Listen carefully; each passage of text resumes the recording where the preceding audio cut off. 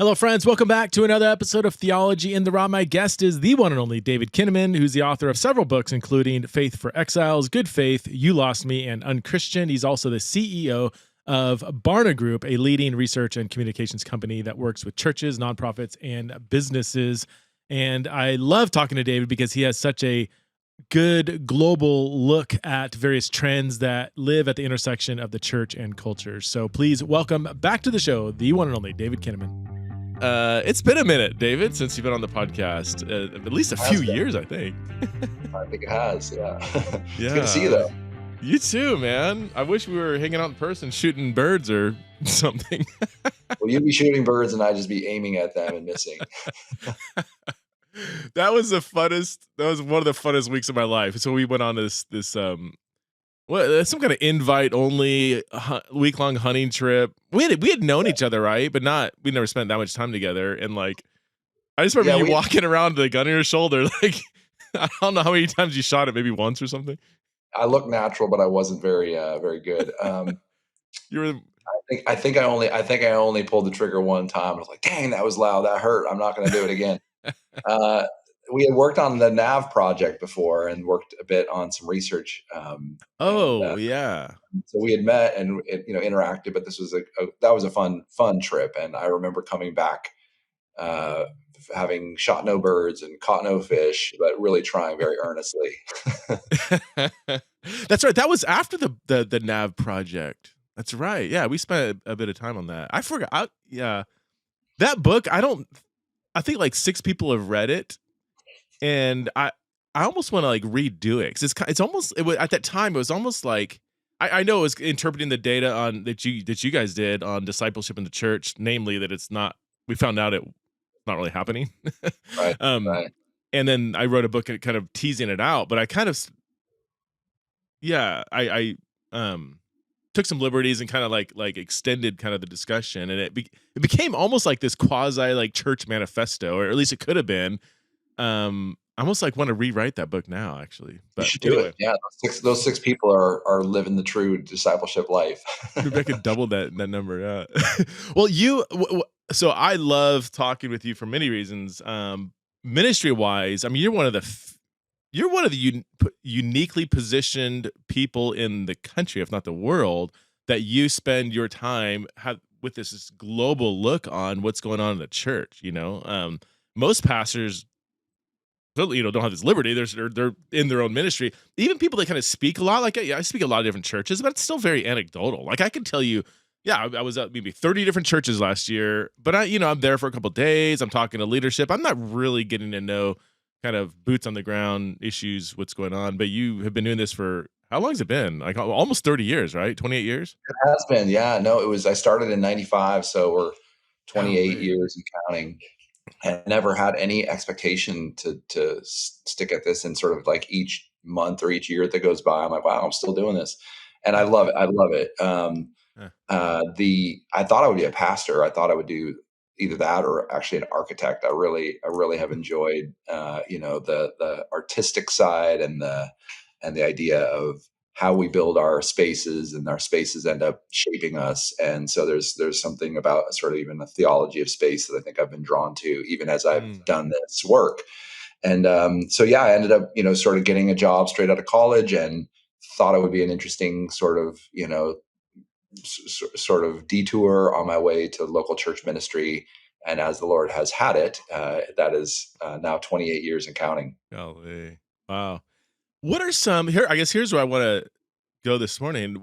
What are some either interesting or surprising trends you've been working on recently? I know you do so many different projects. I know you do a lot of stuff with pastors in particular, and I've paid attention to some of that. But are there some like some trends that like wake you up in the morning like this is really something that the church needs to either consider or respond to or improve on? Yeah, well, I think first, it's a really fun time to be a social researcher, and the last couple of years with the pandemic were actually as hard as they were. And I had personal tragedy with my wife passing away during that time. She'd been sick a long time, but passed in 2020. As hard as those years were, there were also a lot of fun. And I think there's something there's so many interesting trends that sort of wake us up and get us Mhm. moving. And some of them is just this great disintegration of sort of the religious connectedness that people have, our society. And there's sort of, I'm a big believer that there's sort of like two things can be true at once. And so on the one hand, and this is, I don't want to say this in any way to minimize this, because this is a very, very important finding, is that the church and Christianity in our society, in America in particular, in North America, is quite strong and vibrant in ways that I think defy expectation. And Mm. so we're not, the church isn't going to close tomorrow, and there's tens of millions of people that are active Christians. And in fact, one of the most interesting parts of that is that there's a rise of overall spiritual openness since the pandemic. Really? That Yeah, 44% of adults say they're more interested in God today than they were at the start of the pandemic, and that was just a couple. That was late last year, 2022, when we took Hmm. that poll. And even young people were much more likely to say that that was true. And other indicators too. There's kind of an open spiritual moment. Um, so at the same time, as there are some really good signs of hope, we're also living in a time when uh, there is certainly less religious activity. I think COVID really showed that there is a huge lack of discipleship. Mm. Maybe there are more people that would buy your book today than back almost 10 years ago. There really is almost like this. COVID revealed how so many of the ways that we're trying to form people are insufficient to the task. And there's a ton of church hurt. There's a ton of disillusionment, a ton of deconstructing that's happening as people sort of say, is this the way Jesus told us to do this? Is this what Mm. is this the right thing? And so we're living in a very disintegrating kind of time. And we see that, I think, in politics is sort of another expression of that. Like, how and in what ways does the church show up in the political space? I think you and I share a conviction that we're living in a time of something like exile. That God has taken his people in different times and different periods in a way that is a different kind of dependence on him. And so I've written a lot about digital Babylon, and I know Mhm. you've really been writing and thinking a lot about the notion of exile. So that's that kind of disintegrative time. It's hard, but it's also like it's a really great, beautiful time when things Mm. can bubble up that were unexpected and a new kind of faithfulness can emerge.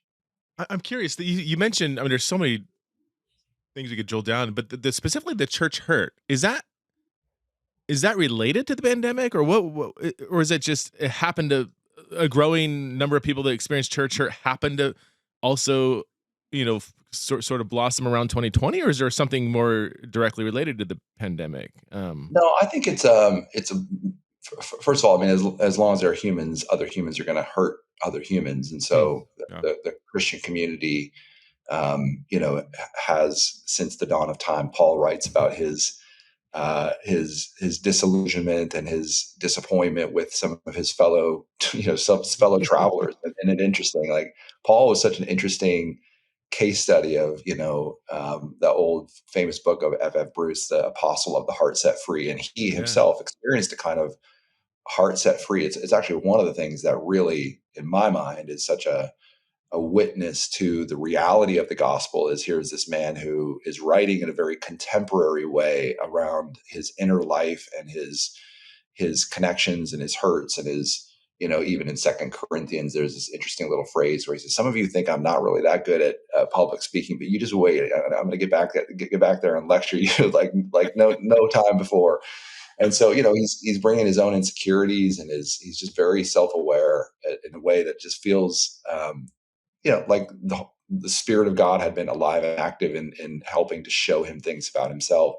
So, church hurt is as old as time, but there is something, I think, about our moment, about kind of these waves and waves of skepticism and cynicism.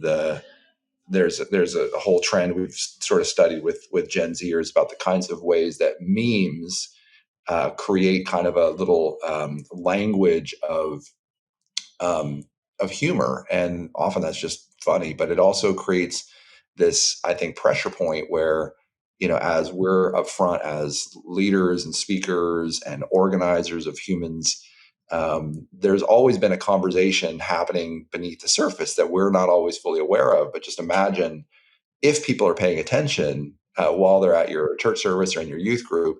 Now there's the possibility of, you stand up and you've got everything, you do 99 things right, but you do one thing wrong, and they're sharing a meme of the doofus from the stage. And again, that's if they're paying attention. That's good if they're hanging with you and they can call you on your hypocrisy or your little bumble, right? And it's so hard because as communicators, there are words we might choose or ways of communicating or times we tell on ourselves that are really humble brags or not so humble brags.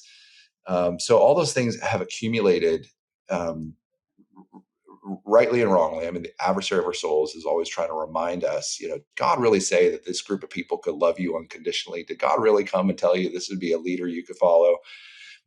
So there's always a spiritual dimension to this, and we want people to bring their brains and their hearts and their good, healthy skepticism. But we're finding that at least half of millennials and Gen Z talk about having been deeply hurt, deeply disappointed, deeply frustrated with their experience at a Christian church, and that is. And sort of like, has Jesus left the building, or has the church left Jesus? And so I think there's some really good questions. I think the pandemic, for the most part, churches earned a lot of favor and a lot of positivity in our society during the pandemic. People see Christians a little bit less as the problem today than they did 6 years ago. Um, when Gabe Lyons and I did a book called Good Faith, and it was like half of all Americans think that Christian churches are part of the problem. So that number is not as high today as it was before the pandemic. I think churches did a good job trying to come in and solve and be practically oriented around the issues that people faced. But so I think church hurt is accelerated in the digital commons as well. It's easy, much more easy to find and hear, and to tell these sort of minority reports around experiences, and then to band together, and then to realize, oh yeah, a lot of other people have these sort of expressions of disappointment and disillusionment. And so I think there's some. The good news about that is it's almost like the mental health crisis and our language around mental health challenges. People actually have the capacity to talk about these things in a pretty open way, and that I think is the first step towards healing. You mentioned Gen Z and millennials being frustrated with the church. What are the things they're frustrated with? Would you say? Or is there some big ones that stand out, or is it kind of all over the map? It's a bit all over the map, but I mean, I think we have prepared this generation for success, but we haven't prepared them for suffering. That's one of the key themes we've been learning Oh, in the wow. research. And we did a huge global study called the Open Generation with teenagers around the world since the pandemic, and it was a really cool study showing just how much there's still an openness and a desire for spirituality in people's lives. There's a real hope that there's like a real belief that Jesus is real. There's openness to Scripture even among non-Christian young people. This idea of the rumors of Christianity's demise among a new generation are greatly exaggerated. It's really a pretty cool story. They're open, and they're open to a lot of things, and they're open to anything. That is part of the challenge. Huh. How do we talk about issues of gender or sexuality or any of these things? Because they're sort of like, they're open, and it's like, it's great they're open, but do they ever close on anything? This church hurt then comes, I think, from a lot of different places. I mean, obviously there are always a set of theological questions that come, like, is he really the only way, the exclusive claims of Christ? A lot of stuff around language and emotional connectedness. And again, this is it's not easy, but again, I think the reality is pastors and leaders and Christian leaders have to be very, very Christ-like and very, humbly able to talk about the issues that people face, and then to do so in a way that doesn't come across as, an arrogant person who's already got all these answers settled. And so I've seen it in my own children's lives as they're young adults now, but just as we go to churches and visit different places, and even how they can handle issues of how churches and church leaders talk about grief or loss or whatever, and it's like it's very personal to them. So like you have to be able to speak in a general way to everyone, but realize that people have a lot of accumulated hurts and challenges. And if this Christian way of life means anything, it's got to be expressed in the real lives and real world words of people. But there's a growing, I think, set of questions around kind of the I would say I call it histrionics of church, the performance side of worship, and the kind of the business of church. If we're honest, there is a sort of business of ministry. I mean, even the Old Testament addresses the Levitical code and the tools and techniques and rituals. But I think this generation is sort of they don't just want a great concert. I heard this line recently that it's like so many churches are, sort of like a Coldplay concert followed by a TED Talk followed by a short Coldplay concert, and it's like, they can get a TED Talk and get a Coldplay concert elsewhere. And I attend a great church, and we worship more in that style, more of a charismatic style. And there's nothing wrong with any of that, but it's just like, how do we really break through? People have to be. The conclusion of the matter for me is this: that people have to be transformed, heart, mind, body, and soul. And if it's only emphasized around sort of an emotional experience, what we're seeing and hearing from people is they say, I was actually emotionally manipulated to come to this conclusion about Christ. The chord progression, the lights were right, the words were tuned towards a particular thing, and they look back later and they say, I was emotionally manipulated. And so to that is to use emotion, but also use heads, our intellect and our physical, bodies, and our volunteerism and our generosity and our vocations. And the more we can holistically disciple, back to that theme we talked about at the beginning, the more people are actually sort of insulated from seeing this as just a dog and pony show. Well, I'm hearing you say, like, if you didn't quite say this, so let me know if I'm interpreting it correctly. Like maybe 20, 30 years ago, like a really good kind of performance, and I'm using that term neutrally, but like the Sunday morning is done very well, right? It touches your emotions. The songs are powerful. The preaching's powerful or relevant or attractive, maybe. That used to really draw, like that attractional model that would really draw people in. And then it was like, okay, now they're in. Now we got to figure out how to disciple these people. I'm hearing you say that whether or not that worked with older generations, with younger millennials, Gen Z, they're not going to be as attracted to that. They're not as impressed maybe with that kind of stuff as older generations were. Would that be a general? No, I think that's accurate. And I think because two things. I mean, one, performance, again, to use that phrase neutrally, performance technology has improved greatly. And it's also true that so many of the good ideas and innovations that have come largely from North American Christianity, this sort of some of the mega church sort of style worship and communication and tools and programming, and they've found ways to annoy people the least. And again, I think that's actually a good thing. A lot of small churches are, they can have bumps along the road. And again, I think there's something really powerful and beautiful gospel ministry happens in smaller churches. And sometimes that is part of the thing, is we actually learn to, be with each other and around each other, even in the things that don't quite feel as polished. But I think what's happening is those used we could probably have a great conversation around just like the history of more contemporary worship and worship styles and more clear and compelling communication, and obviously the Jesus movement and the megachurch and seeker movement and other things have kind of created this moment. And all those things taken in total have been, I think, meaningful innovations and spiritual moves that have helped to make the church and the message of Christianity even more contemporary to our society, whatever the generation. I think what's happening though is we need a new wave of innovation around how we actually do this, because those are good table stakes. Like when it's done well, it's done really well, and almost anyone could enjoy and find meaning and emotional resonance. And if their hearts are open, God can work through a hike in the woods. God can work in a contemporary worship service, and he can work in a traditional service, and he can work in every setting. And he does speak to us in all those different things. So I think we need both.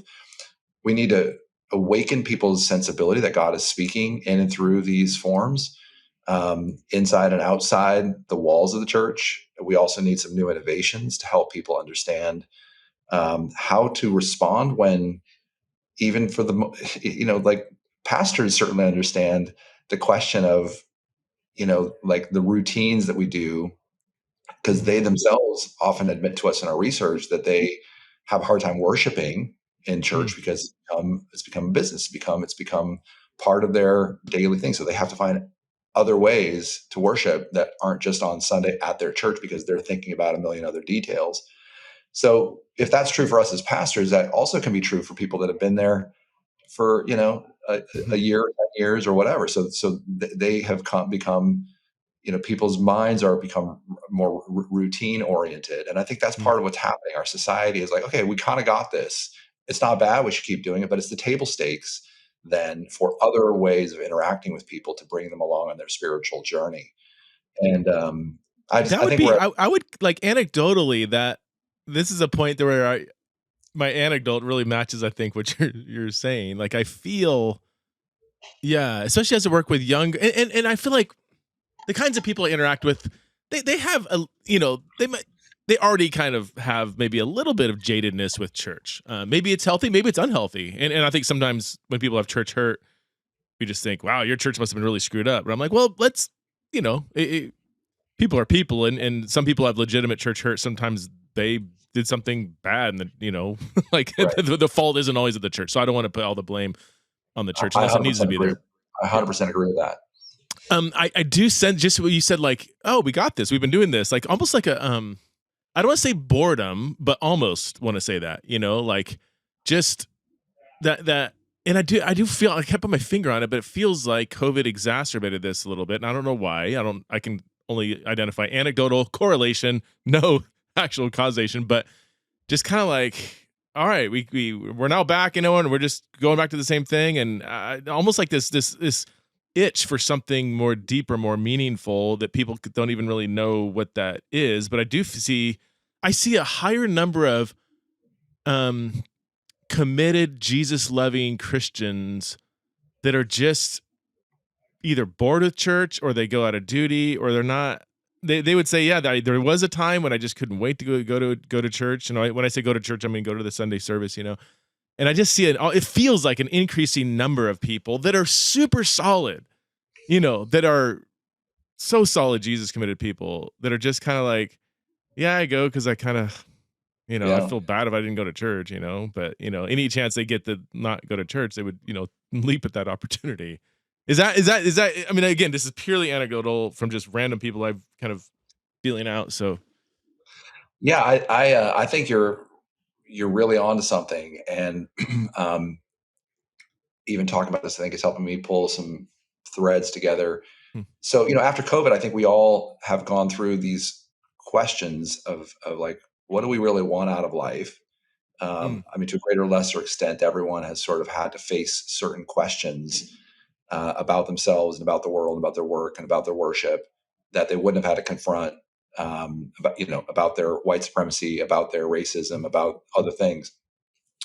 A friend of mine, Mindy Calaguire, had this really great analogy that, we were all, before COVID, we were all skinny dipping in the surf, and nobody noticed because the water was really murky. But then COVID, like the tide went out, and we were all like, oh, we're all skinny dipping, and we all realize we have real issues. That's a great analogy. And so I think that's happened for work and the workplace, for for how people. I mean, obviously, it's like, did we really want to drive to the office every day? Well, no, I don't think some people did. And it's interesting because boomers are the ones that have most steeply declined in their church attendance since COVID, and it's almost as Yeah, I mean, millennials and Gen Z have actually had a bit of a resurgence to church. You know, they're not breaking down the walls, but they've sort of recovered church attendance and actually slightly higher, especially people of color among younger generations.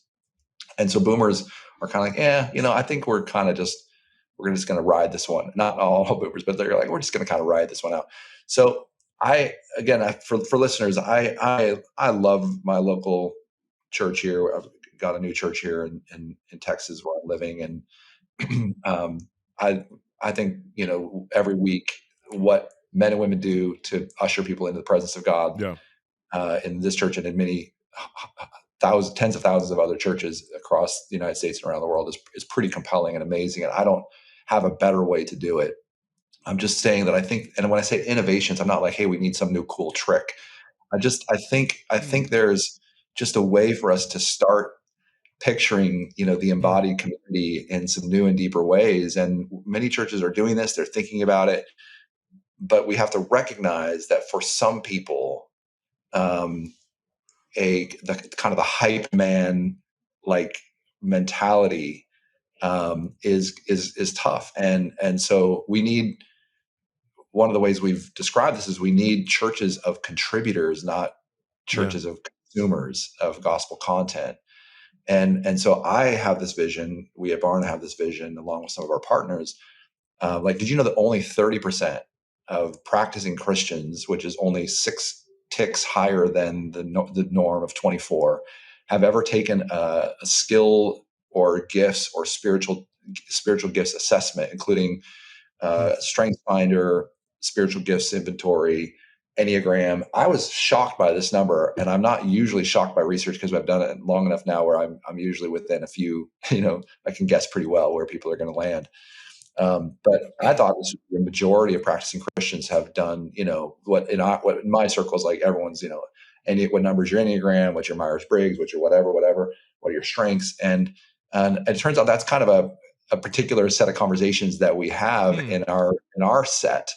And Yeah, it's I not would that have guessed people, that percentage would have been way higher. Because yeah. same thing. Everybody I talked to is like, "What's your number?" or whatever. And And I think there's some more, we probably have to measure it again some other ways, but the point is that people are not, by and large, figuring out who they are, their giftedness, their capabilities, their who they are in Christ, what kind of a masterpiece they've been made to be. And I just think that is one of the great opportunities of the future, is to become this sort of people development organization with in view how God has wired us. I mean, when Paul writes to Timothy and says, "Remember the faith of your grandmother and your mother, Lois and Priscilla," I think it is. One of them is Lois. "Remember the faith of your grandmother and your mother," which is interesting about it. It's not, there's no male figure there. And then it's like, and we don't forget this sort of calling when we laid hands on you, these gifts, we fan them into flames. And then he says, "You've been given a spirit not of fear, but of power, love, and of sound mind," which is a beautiful expression of a non-anxious presence in an age of anxiety, by the way. wow. And that all comes from this sort of self-awareness and even like genetic and spiritual heritage awareness. And so I have this vision. Again, I think when I say like worship and contemporary worship and some of the tools of how we convene people and communicate in a large venue or a medium venue or a small venue, there's a reason why, you know, human beings, you start to assemble them and then just certain particular things come out, and that's okay. You know, churches are some of the best human assembly Yeah. organizations in the history of humanity. I just wonder if there's other things that could really help empower and activate people into their God-given Yeah. capabilities, and not just become great volunteers in our programs and our, you know, children's ministries and our, you know, boards. That's fine. There's a place for Yeah. that. But I think there's a huge volunteer crisis in churches. Pastors worn out. 4 out of 10 said they wanted to quit in the last year, which is a huge number. There's a mental health crisis among pastors. And I think it's because we're trying to do all this stuff on our own. We're not actually Yeah. activating people to their God-given potential. So, you know, Yeah. how do we become more like kind of, you know, vocational and career development and, you know, human potential, not just for like, you know, social issues like, hey, you know, like you're a good person. We want to know, you know, what you're good at. It's like, no, Yeah. We have a theology of a creator who's made us to do these special works in the world, and let's all live into that together and as individuals, a priesthood of all believers. Exiles in Babylon 2024. That's right, folks. We're doing it again. Our third annual Exiles in Babylon conference will be held on April 18th through the 20th, 2024, here in Boise, Idaho. And this one is going to be an absolute barn burner, as we say here in Idaho. The topics we're going to discuss are deconstruction and the church. And we're going to actually hear from people who have deconstructed and others who maybe should have deconstructed but didn't. We're also going to discuss women, power, and abuse in the church, which is obviously a huge issue that we absolutely need to discuss. We're going to talk about faith and sexuality, specifically how can churches become places where LGBTQ or same-sex attracted Christians can flourish within a traditional sexual ethic. Lastly, we're going to discuss, can't believe we're doing this one, we're going to discuss politics. That's right, politics and the church, where we're going to have various speakers present. We're going to have a right-leaning Christian, a left-leaning Christian, and I don't know, what do you call them, a nonpartisan or Anabaptist-ish Christian share their perspectives. And then we're going to put them all in conversation with each other. And of course, we're going to have Evan Wickham and Tanika Wyatt leading us in worship throughout the weekend. I really, really, really want to mix it up this year. We're going to hear from leading thinkers in each of these areas. We're going to be having different viewpoints in conversation with each other. It's going to be honest, it's going to be raw, and you're not going to want to miss out. I really think this one's going to fill up quickly. So if you want to attend in person, Boise, Idaho, April 18th through the 20th. Register very, very soon. Just go to theologyintheraw.com. That's theologyintheraw.com. I really hope to see you there. Hey friends, it's Chris Sprinkle here. Preston and I are always looking for ways to come alongside and help empower vulnerable people. And that's why I'm so excited to tell you about Noonday Collection. I learned about Noonday Collection several months ago and have been so impressed by its heart and mission behind it. It partners with artisans in 15 different countries by creating dignified jobs and employment opportunities for people in vulnerable communities. And because of their fair wages and their dignified work, women are leaving prostitution and children are receiving an education and families are even staying together. Our friend Jessica Honegger, she started Noonday Collection over 13 years ago because she wanted to help empower women around the globe to find a way for sustainable living and freedom. She has gone around the world looking for unrecognized, talented artisans and created a business partnership with them. So if you're looking for high-quality jewelry, clothing, and accessories, and you care about empowering vulnerable women, come shop with Noonday Collection.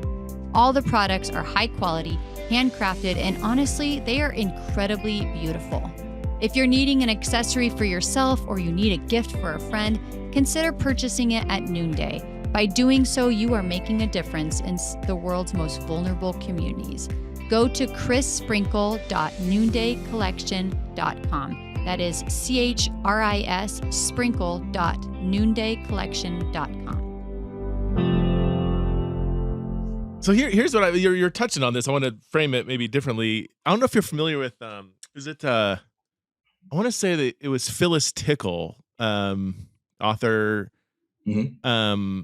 who said, gosh, I'm going to misquote it. I'm pretty sure it was her who said, every 500 years, it's like the church has a rummage sale. Are you familiar with this? Yeah, that's a great concept. Okay, yeah. And we're on year 500 now. It's like 500 years ago, the invention of the printing press just revolutionized society. Like society pre-printing press, when most people were illiterate, now most people are literate. You have information spread among the masses. You have just ripple effects, right, of that societal shift. Well, we're now just barely, we're still in the eye of the storm, really, historically speaking, of the internet, social media, throw in a pandemic, throw in, globalization, and like we're there. We're so what are the, if her concept is accurate, I think it's not like a gospel truth, but it's like, yeah, that makes sense. Like we sometimes get in a routine and we have to like, what are the things we're just kind of throwing up in the attic? We need to all right, have a big rummage sale, clear out the attic, throw out the stuff we don't need anymore, keep the stuff we do, grandmother's wedding dress, whatever. Take the analogy too far. So here's my question is, what do we, what have we, or what should we take out of the attic? What are some things that we just do as a church machine, church rhythm, that's like, why are we doing this? Like, does this directly affect our mission, our ministry, our discipleship? Is this giving us life? Is it giving other people life? Or is it just stuff in the attic that's just there? I thought the pandemic would have done some of that. Anecdotally, it seems like, and I don't have the answer. I'm just, all I do is just deconstruct. I don't do any reconstruction. Like, it seems like we're just so excited. I appreciate you asking.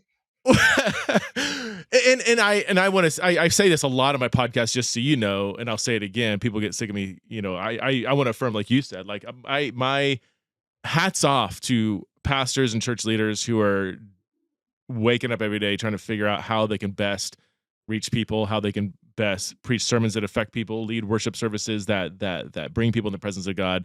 So if anything sounds like I'm being kind of critical, I think I'm trying to offer a healthy evaluation of the larger church kind of system, not at all saying like, oh, you pastors, whatever. Pastors have my utmost respect. The ones that, you know, aren't covering up abuses and, you know, harming women and, you know, all the garbage. But I know so many pastors that are just, their hearts are just absolutely for people. So hats off to you. But having said that, have we weeded out anything from our attic? And if not, why is that? And if we should, what are the things you think, based on data, that, man, we there's some things that we should really at least evaluate, whether these are things that we should be focusing on as a big C church. Does that make sense? It's kind of a long question. No, it absolutely does. And what's really, really great about this moment is that pastors, for the first time, and in a large way, have said they're open to new models that they probably weren't open to, 36, 48 months ago. And so I think we're open to some new models. And again, I really want to sort of really echo the things you said. If any of the things that I am articulating sound cynical toward the work of pastors, churches, leaders, it's not meant to be. It's just really an invitation into a set of questions and a set of cultural understandings that might take us to something that is new and fresh. And, Jesus says there's new wineskins. You don't pour new wine into old wineskins. And I think we're absolutely in a new wineskin kind of moment, a kind of rummage sale, as the philistical analogy goes. Where my head went when I heard you talking was earlier this summer. I listened through 21 Days with Pete Gregg. He was doing a pilgrimage from Iona to Lindisfarne, and 300-mile walk, and he would do daily Lectio 365 sort of observations. And Pete is a wonderful and godly man, and man of prayer. And he was reflecting in one of the episodes about the Celtic Christians who chose not to build congregations, but they built basically prayer houses. He called them artistic studios, where they would do, illuminated manuscripts. They were hostels for the poor and for travelers. They built a different kind of ecosystem to help support their vision of what it meant to be part of the Christian community. And we have this today too. I mean, we have organizations that are doing missions and arts and music and all sorts of things. But we have created, I think, sometimes a bit of a vision that, the only way to be the church is to do kind of local church, congregational, here's what we do, and we're all part of something. And when we do interviews, one thing that's interesting is that people will often talk about an experience, sometimes, let's say, as a student at a Christian university where it's residential, or they'll talk about, youth with a mission, or they'll talk about some experience that they have that they're like, man, this is almost, it feels like what the church should be. And I keep wondering, like, well, maybe that is the expression of the church. And we've been so busy trying to, and some of this comes actually, again, not to be cynical, but just to be aware. There's been a good and healthy discussion, like, where does the money flow? And we don't want, sort of parachurch organizations to be taking resources that might otherwise flow to local congregations. And again, I think those are all really good and healthy conversations. But there's been a little bit of this, like, well, if it's not the local church, if it's not, expressions of, you know, what we've come to understand as a congregation that meets in a certain place at a certain time, then it's not really the local church, and that's the purest form of the church. And so, even in so much of, like, let me just kind of geek out with you for a second, but there's a phrase that's the last 30 years has been used, and I don't remember when it came exactly, but it's a phrase that the local church is the hope of the world. Hmm. I'm pretty sure it came from Willow. It might have been someone else said it before that, but the local church isn't the hope of the world. Jesus is the hope of the world. And so this notion that, the local church is, essential to the mission of Christ. It's the rock on which Jesus builds people. And, like, of course it's like essential, but I just think we've really created an idol sometimes out of what we've come to imagine is the church. And so I think we're just in a time of real invitation of what could be imagined. Like, what would it look like for people to create monastic communities? I'm on a personal mission these next number of years to reintegrate the education muscle of the pedagogical tools into local churches that help people, not just so I believe there's different ways people learn, and there's lots and lots of research on this, and sermons and the oratorical tools of homiletics are one of many chords that could be strummed where people learn, and it is a particular kind of pedagogy, rhetorical tools that that is spiritual in nature. I mean, Christ walks among us when we are preaching him, and like meals, you don't you don't look back and say, hey, I think this is one of the best analogies of sermons, that we don't look back and say that we can remember every single meal we've eaten, but the sum total of all the meals we've eaten multiple times per day have created the cellular structures of our bodies, and we needed daily food. And so sermons are a little bit like our daily bread. But no one learned to play a piano. No one learned to do brain surgery. No one learns to become a writer. No one learns to ride a bike. No one learns to be fully human only by listening to sermons. I mean, you just imagine someone who's going to, like, try to take piano lessons, and you sign up your kid to learn piano, this technical skill of piano, and then you take them, and they just play a YouTube video, or you take them over to the house, and the person just, like, well, let's open up the first book of Bach, and we'll just tell you some things, and we're going to just, and you just start preaching to a person. And again, I think part of the experience for people is that we have this great tradition in Christianity of really understanding humans, how they're made, how they're wired, the psychology of learning, the rhetorical tools, Christian education.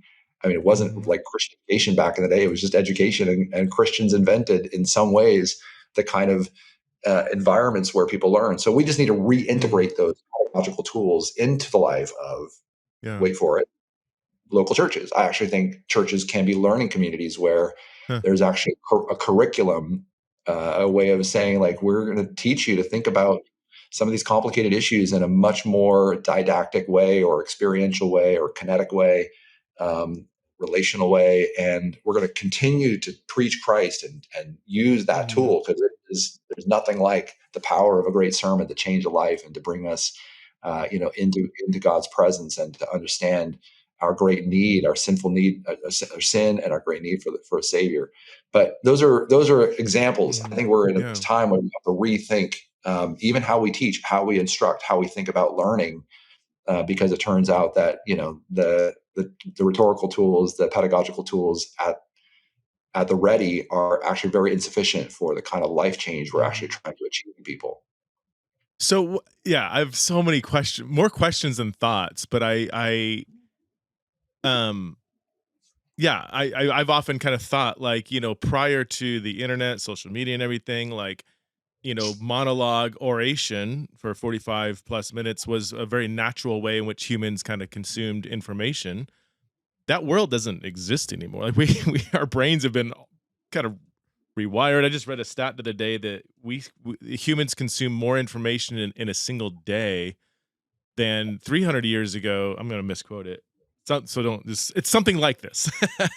than the smartest person on Earth consumed in a lifetime 300 years ago, and the average person is having to process more information in one day, and our brain just can't handle it, right? And so. Right. And so this is maybe one of the more negative effects. You know, what's fascinating is that studies showed that a way that humans can cope with that much information is we resort to stereotypes. Like we can't handle the diversity of this person or that person. That's this viewpoint, that viewpoint. We can't talk to, it's just all out. So we just categorize people in these little boxes or, identity markers or whatever. Yeah, it's fascinating. I was like, gosh, well, that's a problem. Anyway, I think just even like the way we process information, I think it's more beneficial when it is maybe more dialogical, when there is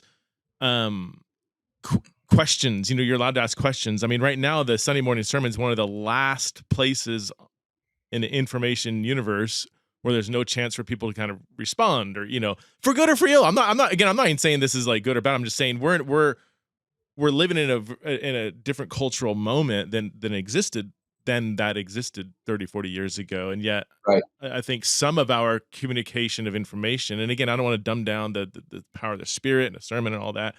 I just want to say, I would just ask bigger questions. Like, is there a more holistic way or ways in which the church can foster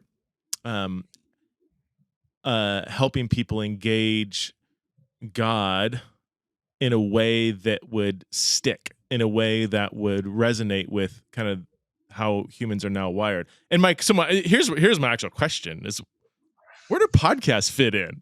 I mean, I don't want to start to think of like a violent turn here, but I mean, there's 40,000 people listening to this conversation right now. Well, when it comes out, and it's like, well, it's not really meaningful. And, people maybe they're vacuuming and listening or whatever. But I've had, loads of emails to people that lost their faith and came back because they listened to a conversation, just a simple, just listening to a conversation. I can show you loads of people who have been genuinely impacted by simply listening to two Christians talk about just random stuff in a genuine way. Like, what do we do with that? Like, where does this? Because right now, things like podcasts or YouTube or whatever, like all these other ways in which people are being impacted, I think positively for the gospel, they're just kind of on the fringes of like, they're not integrated. There's no ecclesiology of podcasting. Should there be? Maybe there shouldn't. I don't know. I think there should be, and I think first of all, what a sacred honor you had with so many listeners, and for those that are listening in, even just hearing that, reminding me of sort of these sacred journeys that people have been on. And I just want to say to you, like, if the church has hurt you, and if you've been on your journey, and if you're just here today to kind of try to put some things back together, we don't have answers other than to say, for me personally, after everything I've been through, losing a wife to brain cancer, and, being now solidly in the middle ages of my life, that, I have come to believe that there is a creator of the universe who really wants to walk with us through the high highs, and especially through the dark nights of the soul. And so, we're glad you're here. And these are very sacred conversations. And I think this is partly what I'm suggesting, is I think this is an expression of what it means to be the church. We're not sitting in a church. We're not, talking to an official in a clerical way, a pastor. Are you ordained, Preston? I think I am. Yeah. It's probably some mail order thing that I did years ago so I can marry some student of mine or something. A mail order preacher. I like it. Yeah.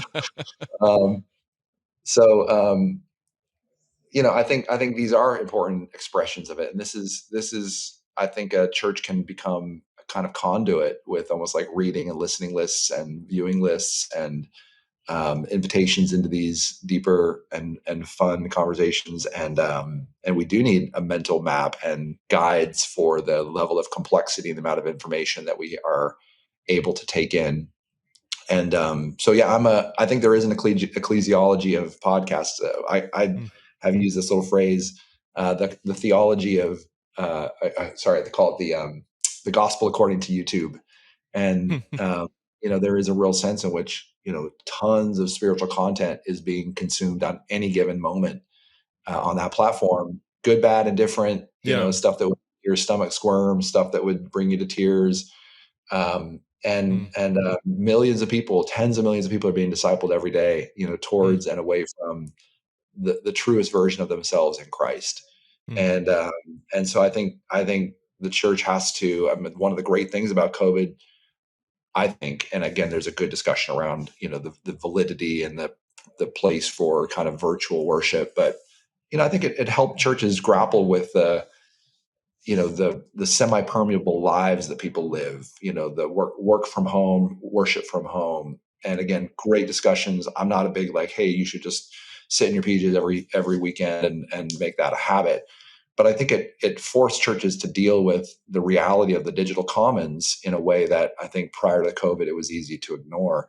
And even more now, we have to recognize that people are spending so much of their mental energy and their identities are being, they're sort of immersed in this metaverse, in this world that is partly real, partly partly digital.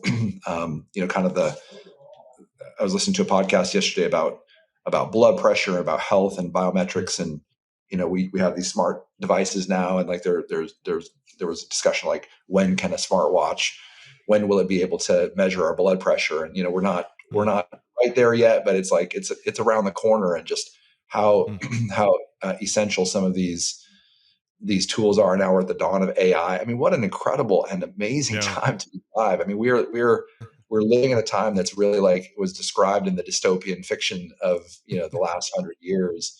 And so, where does the church show up in that? And I think it can be as simple as a worship service and a time of breaking bread together and communion and listening to a sermon, but it can be also as complicated and as high velocity as this Technicolor discipleship program that says, hey, we're going to listen to these podcasts, and we're going to do this. Like, what is a course on learning how to think and live as a Christian relative to some of these topics, and preach human sexuality. I mean, that's I think something we've talked about before, and why I commend the work you're trying to do, and others, because it's not just you can't just you can preach on the topic, but you can't preach your way through all the aspects of that. There are books that have to be read. There's conversation to be had. There's training about the heart set that we have towards people that we disagree with, or people who have different perspectives, or or different orientations. And those are mission critical. And so, how do we disciple a whole generation on issues of human sexuality without courses, without thinking, without reading, without talking? And those are not going to happen as effectively on a Sunday morning in a worship service. So that it has to be both and. Or it could, I mean, yeah. So, I do this conference every year, Exiles in Babylon. Shout out to Exiles. April 18th to the 20th, if you're free, David. And so we do a blend of short talks, extensive conversations on stage, audience Q&A. We mix in worship in multiple languages. We do some spoken word poetry intermingled throughout. So we're trying to, the stage has a diverse range of things going on. With regard to, again, this is, I wish I had data on this, but the actual monologue talks from the speakers, and then after a few people give a talk, then we all sit down on the couch and have a 45-minute-ish conversation. I would say there has been just as many aha to mind-blowing to applause type moments in the audience during the prepared monologues, but also during the Q&A. I remember asking Dr. Sandy Richter from what she teaches Old Testament at Westmont. She gave a killer talk. It was so good. And then during our Q&A, I was just dialogue. I don't prepare questions. I'm just like, all right, sit down. I'll ask you a bunch of questions. We're just gonna have a conversation on stage. And I remember somehow we got into like what it meant to bear God's image. And she gave, and anybody who was there remembers this, because it was like, you could feel the like, some people were crying. Some people were like, oh my gosh, just like this 2-minute kind of explanation of what it meant to bear God's image in the most beautiful, theologically profound, like in depth, but powerful, like pastorally powerful. I'm like, that just happened because we were just talking, and people were able to listen in. So I don't know. I would be I think I'd make a terrible church planner because I think I would try to just explore different things. Like, how are people being impacted for the gospel? And let's do that. Let's Right. integrate that in a way. And maybe it's maybe that wouldn't be a good Sunday morning to have a couch conversation. Maybe it would. Maybe having a 2-hour conversation on sexuality as part of the Sunday morning worship service would be amazing. Maybe it'd flop. I don't know. Maybe people wouldn't jive with that, but I don't know. I guess that's I just would love to see us rummage around in the attic to try to see, all right, what are some things that how is there some fat we need to cut off here? I don't know. Well, I think you're asking really good questions, and of course, each listener and each community has to kind of wrestle these to the ground for themselves. Um, and I agree that there could be some really great ways that more like a Q&A format or some other kind of ways of going a bit off script, or allowing for the dynamic tension in a room to be addressed. I mean, we can only imagine that most of human history has included more of that. Certainly in the early church, you sort of see this sort of kind of kinetic experiment of like, what does it mean to actually like follow the apostles' teaching? And, that's again, the book of Acts and Paul's writings indicate that there was just all sorts of stuff, good, bad, and who knows what happening. So I would encourage people to try to do that. And most of all, and not because I'm just like a what's new and what's next person. I actually think there's a lot to be gained from traditions that are more liturgical and high church, where they're like, you don't have to figure it out every weekend. You're not trying to be inventive and innovative, because there's a lot to be said for, we've been wrestling with this for centuries. And so people have been writing this stuff, and this is what someone prayed the exact day, last year, or, on the same liturgical calendar. And so I think there's something to be said about that too. And we should be, honoring these different traditions, not just because they deserve honor, but because there's a reason they work. One thing I experienced at a church about a year ago, I just was visiting a friend's church in San Francisco area. And one thing that they did that I thought was really cool, and I don't see it quite as often as I think we could, or it struck me as kind of a new and fresh way, was that after my friend Dave Lomas preached, there was a pastor of prayer who kind of came up and sort of just talked about like what he had been hearing during that sermon. And he said, even made this kind of a passing reference to the fact that, in the first service, we felt like there was something happening, but now I feel there's something different. And it was this kind of real-time response in prayer. And then praying into that was actually really cool. And it was, there was a real time of responsive prayer to what God had, the preaching of the word. And again, one thing that I could say incontrovertibly from the data is that prayer is one of the, it's the 6-lane freeway to accessing God. Almost everyone in our society, whatever they believe, says that they pray. Even atheists are very likely to admit that they pray. And young and old, male, female, Christian, non-Christian, there's a real openness, I think, to prayer. Pandemic again sort of was a high, like people were searching for prayer, and there was a lot of energy around prayer. And books on prayer are very popular now. Scripted prayers, how to pray. And so I just think this is a good example of something that could be quite intentional in our services, is making time to pray, and not just in these little kind of like, we need a transition so they can move sort of stuff on the stage. Because again, really smart and even just regular observant people are going to be like, oh, I see what you did there. You needed to move the podium. And so like, how do we actually open ourselves up to, like, no, we're a community of prayer, a house of prayer, Jesus calls the church. And so, and I think there are some ways of expressing that. And that could be, and another bottom line here is that people just get easily into routines. And again, routine for routine's sake, like liturgy is powerful and should be kept. But at the very point when we sort of think, okay, we've kind of got this nailed in the formula, I sort of feel like we've probably missed something really important about how to surprise people in what it is that they're doing in their pursuit of God. And And so I would just keep encouraging leaders not to be innovative. I use that phrase. I probably even take that back. It's like, it's not innovation for the sake of being new and Right. clever and all, but it's really, it's really trying to be responsive on an hour by hour and day by day and week by week way to a God who walks among us and is asking us not for, kind of just keep doing it the way we've always done it, but to ask Mhm. him like a new moment, a new wineskin. Why Jesus' words echo through the centuries and say to us, a time is coming and now is when it's not contemporary or liturgical or this or another. It's like, if you Mm. worship in spirit and in truth, that's Mm. going to count. That's what God is looking for. And what profound words, that a house of prayer and a Mhm. life Jesus lived that was characterized by prayer. And we have a population that is hungry for prayer, Mhm. and yet, and it's not cynical, but most churches are like, no, we got to stick to the script. Here's the thing. Here's the thing. Here's the next thing. Here's the next thing. And people are just like, no, just like, let us sit in silence. Let us do some things that might not look like, the way we've done it in the past, but there might be Mhm. a God of the universe who's waiting beneath those changes of plans and those moments of silence. That's good. That's good.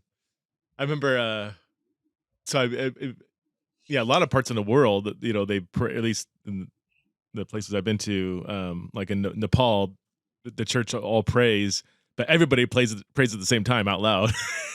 It's awesome. And churches are, 50, 60, 70, 80 people. Like, all right, we're gonna go to a time of prayer, and everybody like just belting out these prayers, and it's like it's not facilitated. It ends when it ends, but people are just like crying out to God, all at the same time. I love it. It's just so much energy. But So beautiful. yeah, Yeah. gosh, that's funny. You said that so many people pray, and yet Christians in particular, struggle with prayerlessness. So maybe it's, I know I should pray more, and I don't. Something like that, right? Yeah. Or the quality of my prayers are just, I'm distracted. I'm checking my phone every 5 seconds while I'm praying to God. Man. Well, one more. I guess one more question. I'll let you go, David. What are you working on now? Do you have a big project on your plate right now? And do you have any insights you can give us of what you're seeing? Well, first, it's been so fun to talk to you, Preston. It's been too long, and Yeah. yeah, we got to fix this and spend more time together. I'll check out the dates too. That'd be fun to come visit your conference. But Yeah. um, yeah, I mean, I'll just say maybe most honestly, and not that the rest of this has not been honest, but I'm almost 3 years now bereaved, and moved to Texas, and three kids, 24, 22, and 19, Emily, Mm. Annika, and Zach, amazing young human beings. And what I'm working on is sort of moving forward in my life. And, I've started a new book this last week, which is really fun to like remember that I really enjoy writing. Huh. I've been writing tons of things the last couple of years, but to get back into that and, Can you the tell us company, what the book's going to be about? Or no? not yet. No. Okay. Okay. That's fine. Yeah. We'll see where it lands. Yeah. You can text me when It's we're off. yeah, no, it's all good. It's still taking shape, but I've written different projects, and a lot of those have been kind of on millennials and Gen Z and the faith journey they've taken, and kind of starting with unChristian, and like Hmm. that's a big book that was about hypocrisy of the church, and um, the it was a big study that took us down Yeah. a lot of interesting paths. Gabe Lyons and I did that. Sort of was originally going to be the brand of Christianity, and that took us on a Yeah. 10, almost 15-year journey of trying to understand the Would you guys experiences re? of. Would you guys do another one of those, like a 20-year later kind of version? Is that Yeah, or you? we've kind of talked about it. Yeah. Yeah. Because I love that book is so helpful, but now when I cite it, it's like, well, that was, it's 20 years Yeah. It's a old, the little, data. So it's there's like, some, is it? there's some things I'd that be are dated. curious. Yeah. Yeah. So, starting with that, like that's part of what I mentioned the book, not to drop the name of it, but just to say, like, I've been on this journey to hear and listen to people Hmm. who've gone through a lot of challenges and hurts, and then to follow up a book called You Lost Me, where, again, we're just like, oh wow, the Mhm. sacred journey of listening to people who've been on their own deconversion journey. So I'm sort of with you and with your listeners in the complexity of these faith things. And then, for me, like, where is God in the middle of brain cancer? Like, holy crap, what a terrible journey that was. So yeah, I think what I'm working on now is getting back to being uh, what I think God's called me to do as an entrepreneur and a leader of this company, and really feeling as a 49-year-old the chance now to invest in younger leaders and voices, and to try to, and in particular, everything I'm about now is around these new wineskins, and try to help people think about what does it mean to truly follow Jesus in our time. And if that's 6 people or 60 people or 6,000 people, or however we can help churches, leaders, parents, young people. I feel like a big shift in me is like a lot of my writing has been to focus on older generations and say, hey guys, it's going to be okay. The kids are going to be all right, even as much as we really are concerned and should be concerned about their context and their trajectory. But now I feel like a real call to sort of help actually stand up and support and encourage, leaders under 40 in becoming the pillars of the church for the future. So those are some just reflections after some time away, and being, sort of committed to what God's doing with my remaining time on earth, when going through the process of helping my late wife, pass away. Again, it sounds so sad, and it was, but there was something really, really sacred about that gift of fulfilling my vows and helping her, with a terrible and brutal disease. And then I sort of feel like I'm living a kind of borrowed time, because not everyone lives as long as I, like 49 is like, hey, that's awesome. I hope I get another year. I think I will, but like only the Lord knows. And so let's get to it, and let's have fun. Let's enjoy life. Let's not try to be like too productive to try to change the world. I'm just trying to build a sweet business and, care for these kids, and just get back into living. There's Thanks, a great David. verse that I would have despaired had I not believed that I would see the goodness of the Lord in the land of the living. And that's been a real theme for me these last number of years. I would have despaired had I not believed that I would see the goodness of the Lord in the land of the living. And so What verse is that? What passage is that again? Psalm 27. Psalm 27. Very, very last couple verses of Psalm 27. Oh, that's so good. David, thanks so much for sharing your heart and for being honest and real. And I love the questions you ask and all this stuff you're doing. So thanks for coming on Theology Rob, but most of all, thanks for being an amazing agent in God's kingdom. That's a weird way of saying it, but Preston. Yeah, I love you and Chris, and just all that you're up to. So I'm glad. It's good to see you today.